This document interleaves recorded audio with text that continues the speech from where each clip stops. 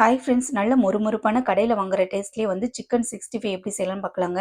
இன்னைக்கு வந்து 1/2 கிலோ வந்து போன்லெஸ் சிக்கனாக எடுத்துருக்கேன். இதை நல்லா கழுவி எடுத்துட்டு வந்தாச்சு. இது கூட வந்து 1 டேபிள் ஸ்பூன் வந்து கடல மாவு சேர்த்துக்கோங்க. 1 ஸ்பூன் வந்து கார்ன்ஃப்ளவர் மாவு சேர்த்துக்கலாம்.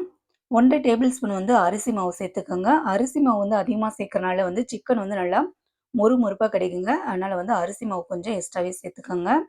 இப்போ வந்து காரத்துக்கு தகுந்த மாதிரி நீங்கள் சில்லி பவுடர் சேர்த்துக்கோங்க. நான் 1 டேபிள் ஸ்பூன் வந்து சில்லி பவுடர் சேர்த்துருக்கேன்.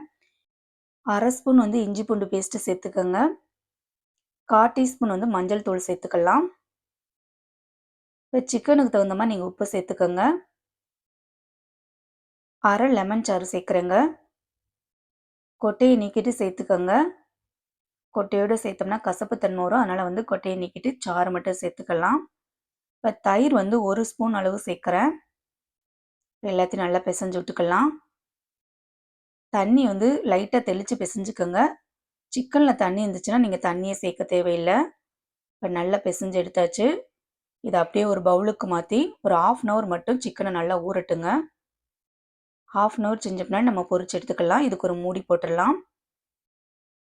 1/2 அன் ஹவர் ஆயிடுச்சுங்க. எண்ணெய் ஒரு சைடு வந்து சூடேறிடுச்சு. இப்போ சிக்கனை போட்டு நம்ம பொரிச்சு எடுத்துடலாம். அரிசி மாவு அதிகமாக சேர்த்தனால வந்து எண்ணெய் பிடிக்காது. சிக்கனும் வந்து பார்த்திங்கன்னா நல்லா மொறுமொறுப்பாக கிடைக்குங்க. கடையில் வாங்குற டேஸ்ட்டே நமக்கு கிடைக்கும். இதே மாதிரி நம்ம எல்லா சிக்கனையும் வந்து பொரிச்சு எடுத்துடலாம்.